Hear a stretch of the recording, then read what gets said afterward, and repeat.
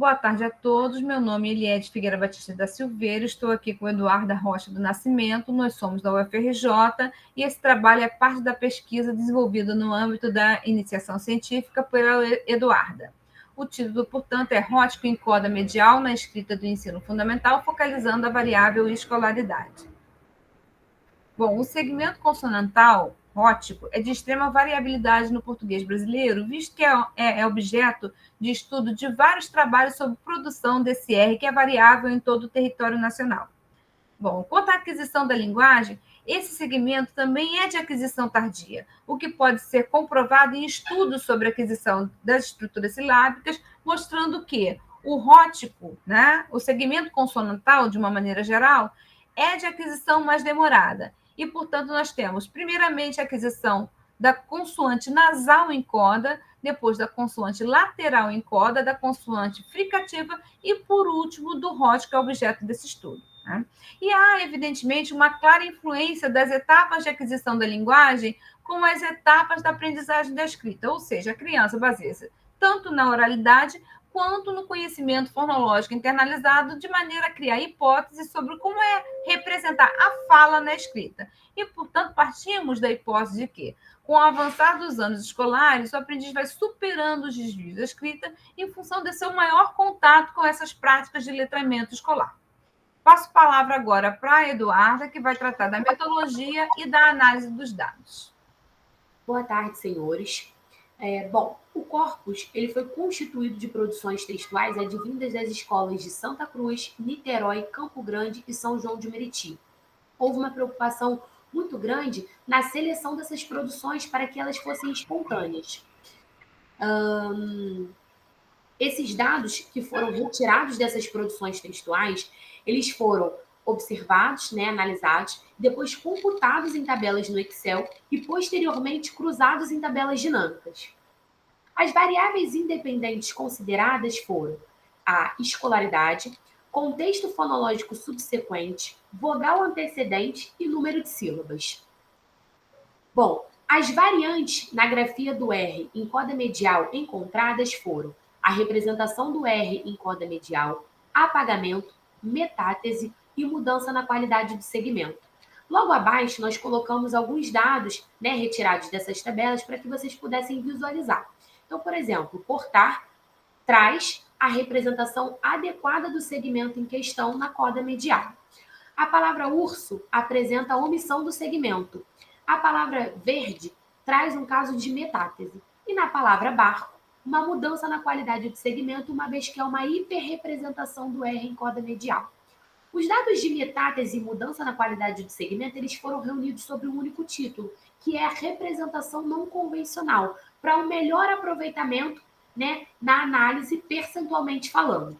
Bom, aqui nós temos uma tabela e vale ressaltar que os dados do primeiro ano eles não foram considerados por ter um alto teor de monitoramento por parte dos professores na execução dos trabalhos. E não era esse o objetivo da pesquisa.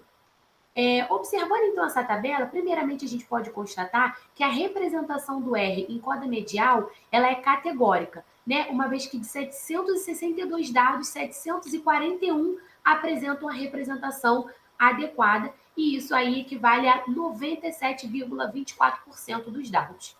O segundo destaque que pode ser feito é o fato de que, na visualização dos dados do sexto ano, só há representação adequada do segmento rótico em coda medial. É uma representação categórica. Não há variabilidade na grafia dos alunos neste ano em específico. No segundo ano, notam-se um apagamento do rótico em 115 dados analisados, a palavra perna está aí para exemplificar, e duas representações não convencionais, que estão contidas na palavra cortar. Já no terceiro ano, essa variabilidade ela eleva exponencialmente, uma vez que há 7 dados de cancelamento do rótico em 125 dados analisados. E nós trouxemos os dados, a palavra urso, vermelha, verde, lagarto e borboleta. O quarto ano, ele chama muita atenção, porque além dos dados de cancelamento, há também representação não convencional.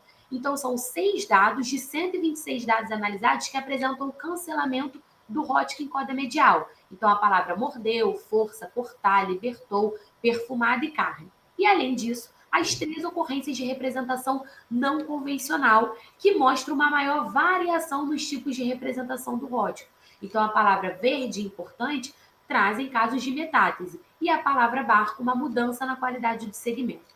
O quinto ano, ele já se mostra mais assim, um caminho mais estável, porque só há uma única ocorrência de não representação em 259 dados analisados na palavra margarina e somente um caso de representação não convencional com a palavra porta, que exemplifica um caso de metástase. Então, no quinto ano, esse caminho ele já está mais estável e isso leva para o sexto ano, que tem o quê? Uma representação categórica, ele apresenta uma representação categórica do segmento rótico em coda medial. E após essas análises, os resultados que nós chegamos foram que o quarto ano, ele parece ser um ponto de inflexão, é um ponto de ruptura, em que o professor ele deixa de exercer aquele alto grau de monitoramento na execução dos trabalhos dos alunos. E, além disso, né, como também é pontuado no trabalho de Alvarenga e Oliveira, essa maior variabilidade de gêneros textuais sendo trabalhado nesse ano, tudo isso é um combo para um contexto muito fértil em que o aluno tem uma liberdade maior na grafia do segmento. Baseado naquela hipótese colocada lá na introdução, visualizando somente os dados do terceiro e quarto ano, essa hipótese ela é parcialmente quebrada.